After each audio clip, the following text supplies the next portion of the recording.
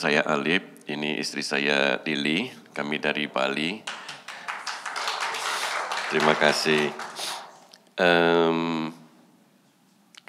Kami datang ke sini memenuhi janji. 4 tahun yang lalu kurang lebih usaha kami jatuh dan kami mengalami pukulan yang luar biasa. Dan saya berpikir pada waktu itu bagaimana saya bisa berdiskusi dengan saudara saya yang saya percaya. Pada waktu itu saya berdoa, sudah jungkir balik. Siapa yang harus saya ngobrol yang bisa membantu membangun mental kami yang sudah jatuh. Saya telepon Pak Santoso, terus 2-3 kali saya mendapatkan pencerahan yang luar biasa. Pada saat kita jatuh, itu dunia gelap. Semua yang kita lihat itu tertutup. Oke. Pada saat itu banyak sekali hal yang saya diingatkan. Pada saat jatuh, diingatkan yang pertama adalah kembali ke Tuhan. Bagaimana kamu percaya kepada Tuhan, Tuhan akan balikan semuanya ini. Kedua, sadarilah keadaanmu saat ini, kamu miskin. Kamu jangan merasa miskin, tetapi kamu tahu dan sadar pada saat ini kamu harus menerima kenyataan. Ketiga, saya diingatkan lagi sama Pak Santoso bahwa keadaan ini akan terlewatkan. Tuhan pasti dimenangkan. Bagaimanapun juga Tuhan tidak terkalahkan. Unbeatable Jesus Christ. Okay? Pada waktu itu saya kalap dan saya berdiskusi memilih karena saya mendapatkan satu diskusi dengan omnya Lili. Hati-hati di mana kamu berdiskusi terhadap seseorang di sekitarmu pada saat ini. Saya sudah mencoba.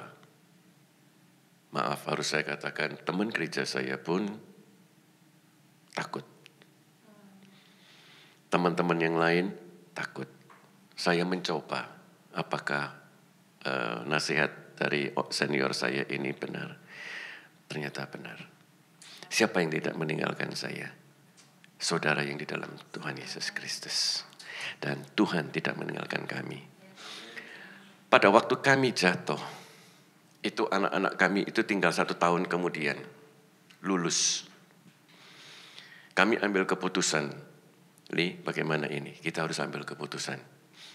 Saya minta maaf sama istri saya bahwa saya kurang pintar mengelola bisnis sehingga kami jatuh. Kalau saya jatuh otomatis dia juga ikut susah. Ya. Pada waktu itu anak saya tinggal 1 tahun, saudara, untuk lulus. Kami sudah berdoa, oke, ambil keputusan, tidak ada jalan lain. Kamu harus putus sekolah, tetapi saya tidak menyampaikan per telepon. Saya memutuskan ke Singapura, saya datang ke sana pada hari itu. Saya berdoa sama anak-anak, saya peluk, kami menangis bersama. Saya nggak ngomong apa-apa, saya hanya berdoa. Besoknya, saya sampaikan ke mereka, saya mau sampaikan, oke, besok saya mau sampaikan, tapi hari itu pasti emosional kita ini kayak kena angin topan ya. Mau menyampaikan kepada anak itu susahnya setengah mati. Tapi saya harus tetap bertanggung jawab. I have to be gentle. Okay. To admit that I'm broke at that time. And God bless our family. Go through all this windy situation. And we can conquer the misery. Okay. Ceritanya begini. 1 tahun saja. Sakit sekali kan, 1 tahun saja. Tuhan, paling enak itu nyalain Tuhan sudah. Tuhan, kenapa saya melayani seperti ini? Saya menolong orang seperti ini. Kenapa kami kau izinkan jatuh? Seperti biasa, pada saat begini, kita tidak mendengarkan suara Tuhan, jawaban itu apa, kita nggak tahu. Tapi setelah itu kita akan tahu. Bagaimana perasaan seorang tua, anaknya yang tinggal sedikit, nggak bisa lulus. Pada saat kami, waktu itu malam itu saya mau bicara sama anak saya dipanggil sepupunya dia karena anak-anak kami tinggal di sepupunya dia. Mau kemana? Oh, aku mau makan. Saya bilang, saya nggak cerita apa-apa. Saya datang ke sana tidak menceritakan apa-apa. Bapak, ini keputusan saya sama Tuhan. Malam itu saya makan sama dia. Yang ngobrol biasa. Terus dia bilang begini, bagaimana rencana anak-anakmu? Oh ya, saya terpaksa akan pulangkan mereka. Karena saya dalam kondisi yang sangat jelek. Mujizat Tuhan terjadi. Kok gini, nggak usah dipikirin duit. Ini anak-anak kurang 1 tahun. Oke, benar kan? Sudah dibenerin. Biarkan kami menyelesaikan kuliah anak-anakmu. Kamu nggak usah mikir biayanya sampai mereka selesai. Puji Tuhan. Pada saat itu saya nggak tahu bagaimana Tuhan menolong, caranya bisa menolong satu hal yang luar biasa. Anak-anak saya sudah selesai, urusannya sudah selesai, dan mereka sekarang sudah bekerja. Tapi pertolongan Tuhan yang indah pada saat seperti itu tidak bisa saya lupakan. Saya harus bangkit. Bagaimana saya berdoa terus untuk bisa saya bangkit. Pertama adalah harus saya sendiri secara mental. Terima kasih Pak Santoso dan keluarga yang sudah ikut mendoakan kami terus-menerus tanpa henti. Dan pada saat kami harus memutuskan, ini aset kami akan disita yang lain. Saya terus berdoa, saya terus berusaha, saya tidak berhenti. Sampai titik darah perjuangan terakhir. Kalaupun ini harus disita, let's see what happens. Saya cuma bilang, apa yang harus disita, mungkin harus disita. Kita tidak bisa berdoa dan merubah keadaan. Tetapi saya percaya doa itu merubah kita. Kita lebih kuat. Kita lebih punya pikiran. Selama kita fokus sama Tuhan. Pada saat itu saya mendidik anak saya untuk bekerja. Pulang kerja. Itu mungkin sudah direncanakan Tuhan. Itu dalam keadaan saya masih sudah nantinya akan disita. Tapi saya tetap harus berjuang.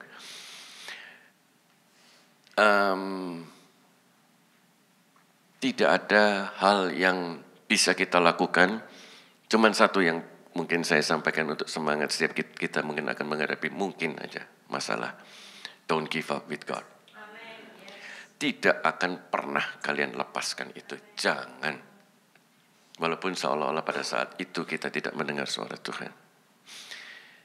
Pada waktu anak saya partnerin sama, saya tidak tahu kalau ternyata partner saya ini adalah kaya raya sekali. Perusahaan yang besar sekali. Ada 2 pilihan anak saya, si A atau ibu ini. Saya sudah perlihatkan kepada dia, saya mencoba dia untuk memilih sendiri. Ternyata dia pilih ibu ini. Kenapa? Ibu ini memang keras. Tetapi saya merasa dia kayak ibu saya sendiri.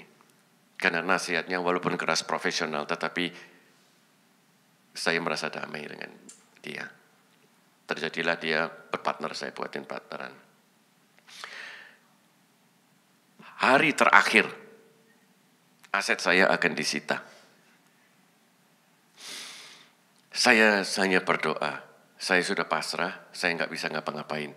Anak saya sudah satu dalam masalah dan sudah dilepaskan. Sekarang masalah aset. Saya bilang sama Tuhan, aset mana yang harus saya lepas? Karena semuanya saya jual pada saat itu nggak ada yang laku. Lokasi bagus, tapi nggak ada yang dijual. Nggak ada yang nggak bisa terjual. Kami masukin beberapa tahun ya. Pada saat itu saya nggak tahu bagaimana, saya digerakkan. Tahu-taunya saya ngomong sama partner saya, Ibu, saya lagi dalam keadaan susah. Tapi saya nggak mencerminkan saya ini susah banget, saya takut banget, enggak. Pada waktu itu saya bilang, saya minta tolong aset saya akan disita, ini kondisinya begini. Oke, kamu perlu berapa? Oke, sekian, oke. Dia panggil sekretarisnya, ditransfer besok. Bisa percaya? Sesuatu yang tidak ada di pikiran kita, yang tidak bisa kita ukur, langsung transfer. Akhirnya kami tertolong sementara itu. Kan kami masih berhutang, tetapi katanya dia, urusanmu selesaikan dulu, setelah itu duit bisa dicari. Tahun depannya kami terus berusaha menjual aset kami.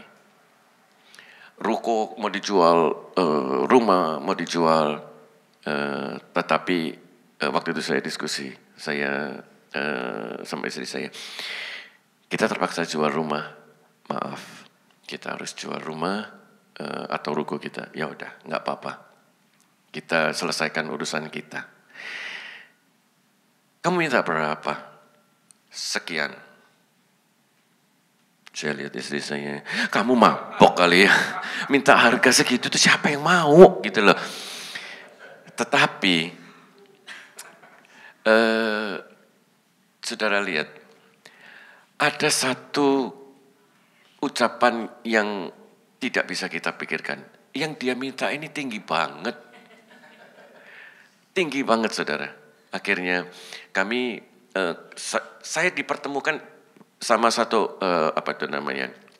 real estate agent. Dia tahu-taunya kontak saya nggak punya nomornya dia. Dia ternyata dapat database saya dari kantornya dia. Dia tanya, rumah kamu mau dijual? Karena waktu itu dia ngomongnya bahasa Inggris, terus saya kaget kan, loh, orang ini kok bisa ngomongnya bagus sekali. Saya pikir orang yang lama, ternyata orang baru, dia bisa bahasa Inggris kan, yang dulunya orang Rusia. Pada saat saya sampaikan, ini angka yang diminta istri saya sekian. Saya tidak berharap rumah saya bisa laku sekian, dan dalam waktu cepat, karena kami sudah bertahun-tahun. Tetapi Tuhan memberikan hormat kepada kami, laku dalam waktu 2 minggu. Saudara. Tapi kan kami nggak punya rumah setelah itu. Saya bertanya, Tuhan ini bagaimana? Uang lumayan banyak, karena habis bayar utang, saya waktu itu kan pada waktu gelap, saya tidak bisa berpikir saya akan mendapatkan apa, saya akan miskin dan lain sebagainya. Pada saat Pak Santoso mengingatkan, kamu harus tahu, sekarang kamu miskin, kamu nggak usah khawatir. Akuin itu dulu. Baik, saya berdoa, saya mengakui, keadaan saya begini. Setelah saya berdoa seperti itu, saya tambah kuat. Setelah itu saya bisa melihat, oke, kita uang banyak, sekarang nggak terlalu banyak ya saudara, amin, sorry. Ada uang sisa maksud saya, jadi uang ini saya sampaikan, kita dulu saya khawatir, setelah ini nama saya jelek, nama saya ini takut dan lain sebagainya. Ternyata semua ketakutan saya tidak satupun terjadi. Saya beli tanah lagi di tempat lain lebih besar. Karena setelah terjual, uangnya terkumpul, saya bilang, kita harus segera investkan rumah ini, uang ini untuk pegangan, bukan buat kami, untuk anak-anak. Enak ya anak-anak ya? Bapak ibunya susah, tetap mikirin anak. Tapi di sini anak-anaknya mikirin bapaknya, kayak kemarin Audrey itu luar biasa. Saya ketemu Audrey luar biasa. Tadi kecil, sekarang sudah ketemu gede banget. Sekarang sudah lucu banget. Kemarin kami rame deh ketemu sama Audrey. Pada saat kami merasa kehilangan, kalau kita menyerahkan benar-benar berjuang dengan Tuhan, punya iman saja, Tuhan akan bukakan satu persatu. Kalau kita tidak mempunyai iman, jalan ini tidak akan pernah terbuka. Pada saat kami percaya, kami buka semuanya, kami investkan lagi. Anak saya, karena sekarang kan saya mau lepas anak saya ke dalam bisnisnya, jadi saya dapat proyek banyak, saudara. Saya serahkan ke anak saya, sekali lagi anak enak ya. Dia diberkati banyak sekali. Kemudian beberapa bulan yang lalu, 6 bulan ya, kurang lebih sama ini, Ashley. Kurang lebih 6 bulan yang lalu, kami berpikir, apa selain ini kan tugasnya saya sudah mau serahkan ke anak. Apa yang harus saya bisa perbuat lagi? Saya mau punya mainan baru, bisnis baru. Melalui teman-teman, akhirnya saya ditunjuk oleh investor dari Australia. Bukan satu kebetulan, dia orang Perth. Pak, haleluya.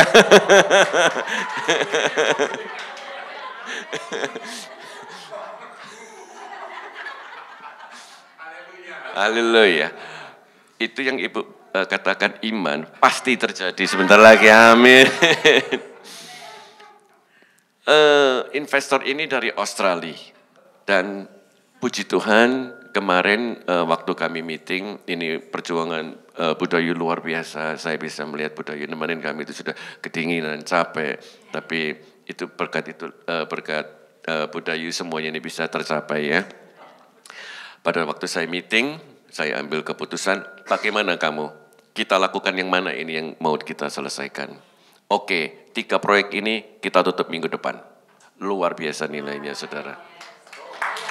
Terima kasih. Nah, ini adalah satu yang ingin saya sampaikan kepada saudara sekali lagi. Never ever give up. Kita katakan sama-sama ya, sekali lagi. Never ever give up. Tuhan itu pasti akan memberkati secara luar biasa. Terima kasih, selamat pagi. Haleluya. Gimana? Sudah cukup kan sebetulnya? Sebetulnya kita bisa langsung nyanyi, kita tantang, kita berdoa, sudah selesai Pak. Oke, tapi saya akan sampaikan sedikit. Saya beri tema hari ini, higher level. Jadi Tuhan senantiasa ingin kita itu lebih tinggi. Bukan hanya dalam pekerjaan kita, tapi juga dalam karakter kita. Juga di dalam kehidupan kita. Semuanya Tuhan ciptakan itu untuk lebih tinggi. Kalau sementara turun ke bawah itu hanya sementara, nantinya kita pasti akan naik ke atas. Jadi itu wajar kalau namanya hidup kita pikirnya kan langsung naik gini kan. Enggak, harus turun dulu dikit, nanti naik lagi, nanti turun lagi dikit, tapi nanti akan naiknya lebih tinggi lagi. Dan itu biasa. Katakan bersama saya itu biasa, 1, 2, 3, itu biasa. Cuma tadi saya perhatikan kalau yang orang tuanya tepuk tangan, yang anak-anaknya enggak tepuk tangan tadi.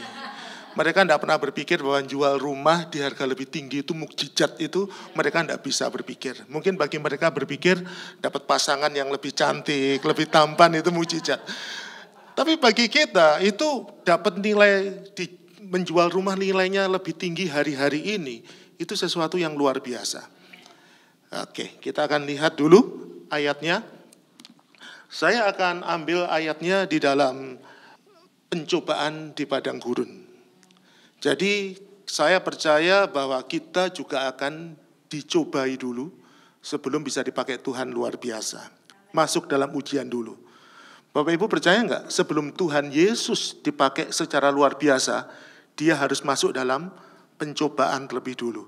Pencobaan itu ayatnya di Matius 4 Bapak Ibu. Pas sebelum nanti dia, ingat Matius 5 soal apa? Ucapan berbahagia dan lain-lain pengajaran Tuhan Yesus itu di Matius 5, 6, 7. Tapi sebelum dapat itu semua, Tuhan Yesus harus masuk dulu di dalam pencobaan. Dan saya percaya kalau Tuhan Yesus saja dicobai, kita juga pasti dicobai. Yuk kita akan mulai saja.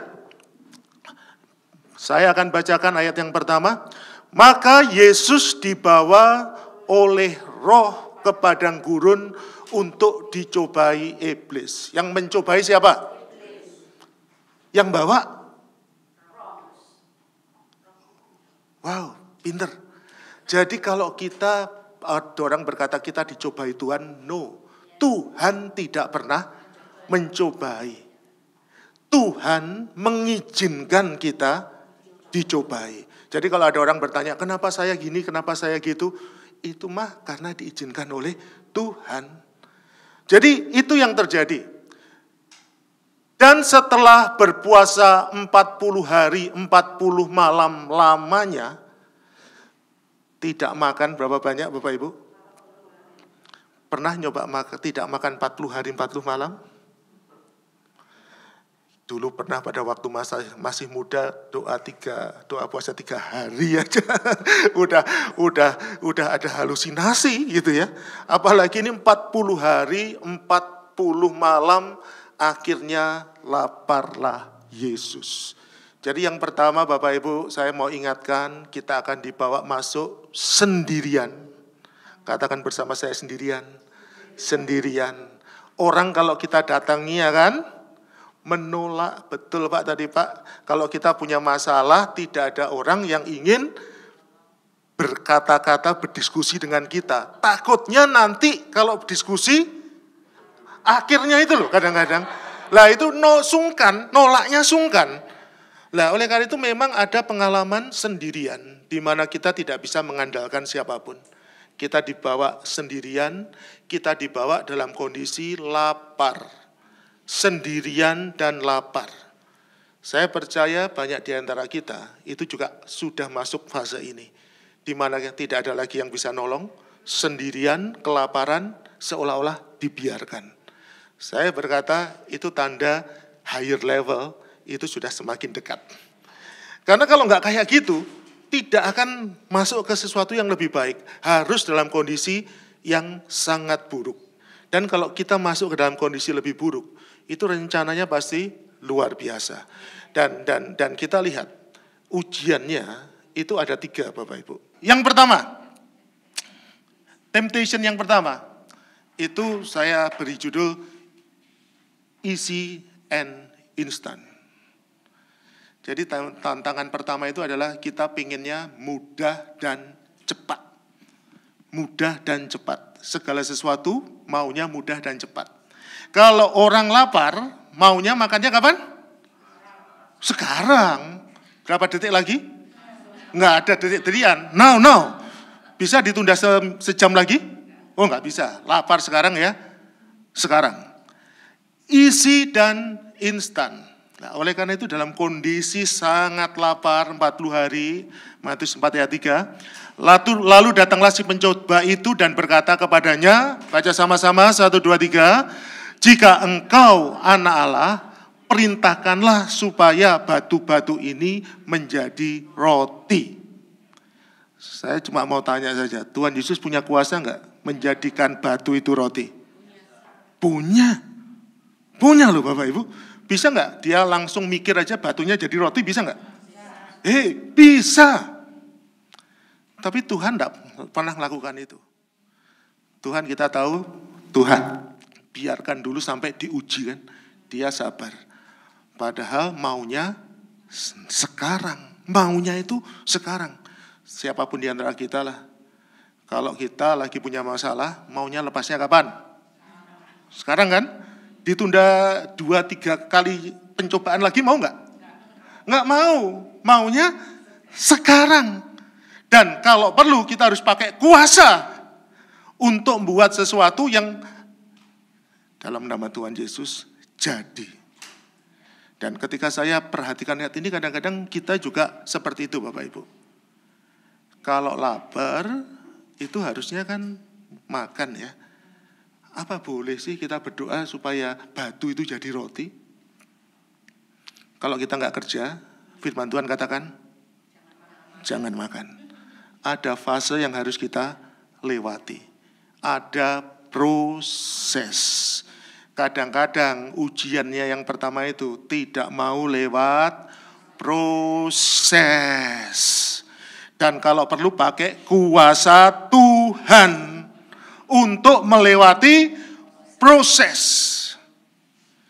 Ketika saya baca ayat ini, Tuhan ingatkan, apa jadinya kalau Tuhan betul-betul menjadikan itu batu, dan dia harus memberi makan 10.000 orang. What happened? Apa kira-kira jadinya? Pada waktu Tuhan Yesus memberi makan 5.000 orang laki-laki ya, jadi kurang lebih 10.000 orang, dia hanya memecah-mecah dan mengangkat tangan. Semua orang tahu nggak yang dilakukan? Enggak tahu loh Bapak Ibu. Tapi kalau dia pada waktu itu berhasil membuat batu menjadi roti, dan waktu itu juga dia berkata, hai batu-batu, jadilah roti. Kira-kira orang itu banyak akan bertobat enggak itu lebihan? Pasti bertobat kan? Tapi kenapa enggak seperti itu? Nanti bahaya banget. Proses yang namanya proses natural itu dilewati semua, dan kemudian hanya ngejar yang namanya proses instan yang seperti itu. Kalau kita lihat, apakah ada di Alkitab bahwa Tuhan sendiri memberi makan? Ada. Apa contohnya? Memberi makan mana? Itu kan juga aneh. Rotinya turun dari mana? Dari langit. Bisa terjadi. Dan menurut saya sebetulnya iblis pintar. Memang iblis itu pintar. Banyak di antara orang Kristen yang jatuh juga kan. Oleh karena itu dia harus menggunakan kepintarannya kalau melawan Yesus kan. Dan dia pakai kata-kata rohani untuk menggantikan proses. Tapi untung Tuhan Yesus gak terlalu tertarik. Dan saya lihat Bapak Ibu, kata-kata yang ini terkenal loh. Turning stone into become bread itu terkenal. Ini ya lagu We Are The World kan. Itu ada kata-katanya yang lagu We Are The World itu apa? As God has shown us by turning stone to bread. Ini terjadi tahun 84.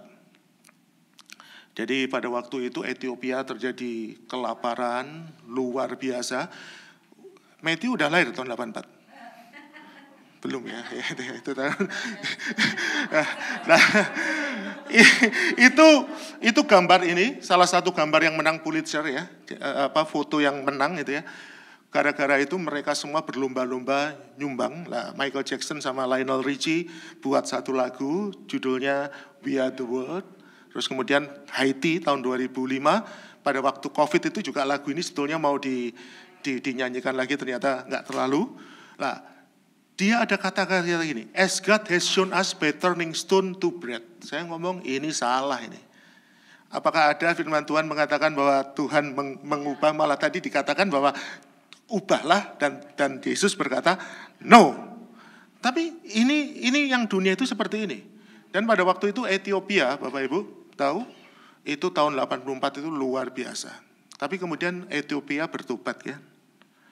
Dan Israel masuk ke Ethiopia. Tahu hari ini Ethiopia seperti apa? Ethiopia itu salah satu, lanjutkan tolong. Salah satu largest economy in East Africa. Dari punya masalah sampai ditolong seperti itu. Tapi hari ini lagi kacau nih. Mulai biasa ya, setelah ekonominya tumbuh, apa yang terjadi? Perang. Ya, greedy. Sudah mulai ada. Tapi itu yang terjadi. Saya cuma mau ingatkan proses nikmati saja. Oke? Coba beri salam kanan kiri ya, harus senyum, katakan nikmati saja. Enjoy your process. Enjoy. Kadang-kadang ya kita mungkin masih pengen jual rumah juga dan rumahnya nggak laku-laku, ya tetap senyum, gitu ya, santai aja. Kita percaya bahwa waktunya nanti segala sesuatu akan indah pada waktunya. Langsung yang kedua aja ya.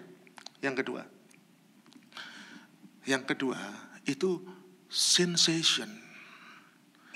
Jadi sensasional ya. Sensasional itu yang harus wah itu. Jadi yang pertama kan maunya cepat kan. Yang kedua itu diajak ke Bait Allah. Di ujung tertinggi dari Bait Allah.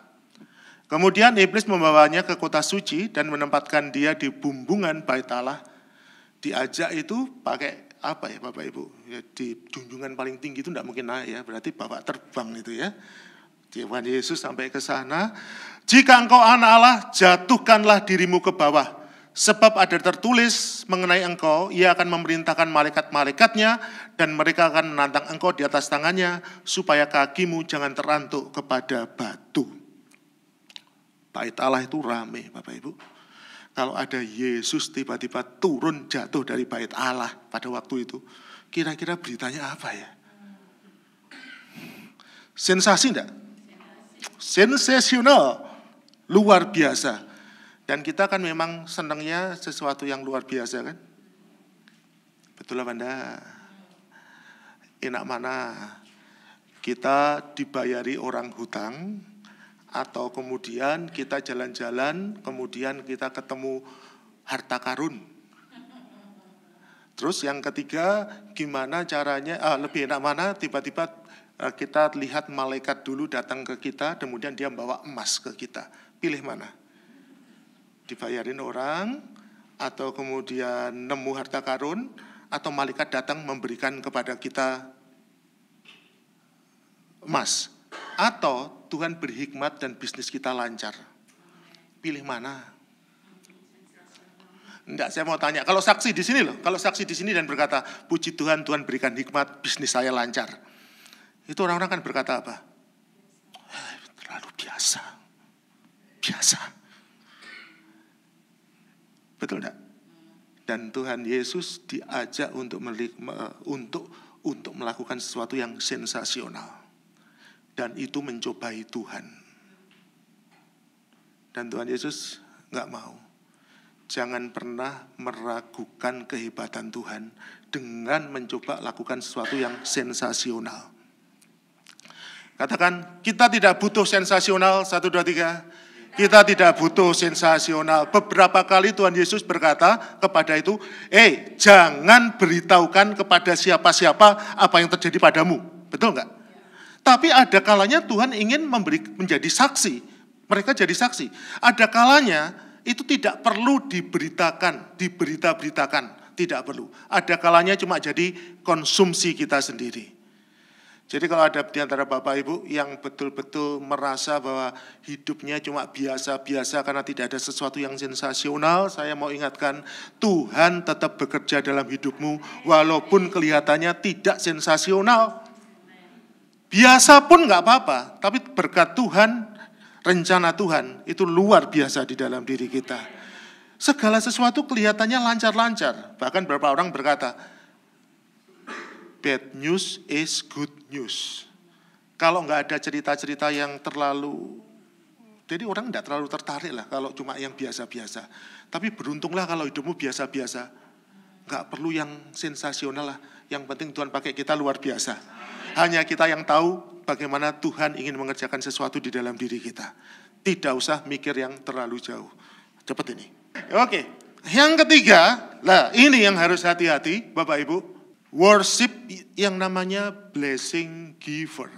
Apalagi dalam kondisi enggak baik, ya tadi ya Pak Alit, itu kalau ada orang datang terus kemudian berkata, oke, saya lunasi semua, tapi kamu ikut aku. Kamu tinggalkan Kristus. Mungkin kayak seperti itu? Bisa enggak? Bisa. Karena beberapa di perguruan tinggi, ada kalanya kalau kamu mau masuk sini, kamu harus enggak jadi pengikut Kristus gitu ya. Tapi itu yang terjadi dan yang kurang ajar adalah yang diberikan, yang dijanjikan sama iblis itu punyanya siapa? Punyanya Tuhan. Dia berkata, dia mau ngomong gini. Dan iblis membawa pula ke atas gunung yang sangat tinggi. Gunung yang sangat tinggi. Jadi ya, dari lembah, naik setingkat apa? Bait Allah, urusan gereja nih. Terus lebih kalau menang, naik lagi ke atas, urusan dunia. Jadi ada kalanya nih kayak saya ini ya, kadang-kadang kita yang pengusaha-pengusaha lah di sini itu urusannya ya biasanya terus kemudian kita ke gereja dulu benar apa tidak itu ya, konflik-konflik dalam gereja gitu ya. Kita bisa berkuasa di gereja, terus kemudian mau masuk ke dalam bisnis lebih lanjut berkuasa di dunia bisnis atau kebalik. Nah, ini iblis juga katakan. Jadi diarahkan bukan kepada Yesus, kepada blessing giver. Padahal seringkali blessing giver itu bukan Yesus. Sengaja tidak apa? Makan kan? Sengaja dibawa ke situ kan? Untuk luar biasa. Saya cuma bisa bayangkan aja ya, kalau kira-kira Tuhan Yesus mau gitu, dia betul-betul jadi penguasa kerajaan pada waktu itu. Tidak lagi jadi juru selamat. Dan kalau kita tidak selesaikan hal ini Bapak Ibu, tanpa sadar kalau nanti di suatu saat meskipun kita kelihatannya pelayanan, kita bisa menghalalkan segala cara asalkan mendapat berkat. Bapak Ibu pernah tahu nggak cerita orang kadang-kadang menghalalkan segala cara untuk membangun gereja? Ya nipu-nipu dikit lah gitu ya. Mereka bisa kadang-kadang lakukan itu. Kenapa? Fokusnya kepada blessing giver. Padahal kalau kita tetap bertahan, berkat Tuhan itu luar biasa. Tuhan berkata, kepadaku telah diberikan segala sesuatu di bumi, di surga dan di bumi. Jadi segala sesuatu sudah diberikan. Tapi ini bisa diselewengkan Bapak Ibu. Kesimpulannya, tadi yang pertama apa? Tidak usah isi dan kalau mau isi dan instan ya oke, tapi kalau lagi diproses ya tetap kita mengucap syukur. Yang kedua, ya nggak usah terlalu sensasi-sensasi lah ya, sensasional. Yang penting kita ikuti hidup kita dan kita lihat berkat-berkat Tuhan yang luar biasa. Dan yang ketiga ini, kalau sampai kita belum menerima berkat, berarti itu sedang menunggu waktunya Tuhan. Kalau dialihkan untuk mencari pemberi berkat lain selain Tuhan, kita harus tolak itu semua. Amin. Yang terakhir, yuk. Lalu iblis meninggalkan dia dan lihatlah malaikat-malaikat datang melayani Yesus. Yang bahasa Inggrisnya, versi Amplify. Then the devil left him, an angel came and ministered to him. Ministernya dengan cara apa? Bringing him food and serving him. Makannya dari mana Bapak Ibu? Makannya dari mana? Bukan ngubah dari batu loh ya. Yang bawa malaikat. Kalau kita tidak mengharapkan yang instan dan mudah, waktunya Tuhan dia berikan sesuatu yang juga mukjizat, yang jauh lebih hebat. Bukan dari batu, tetapi dari surga.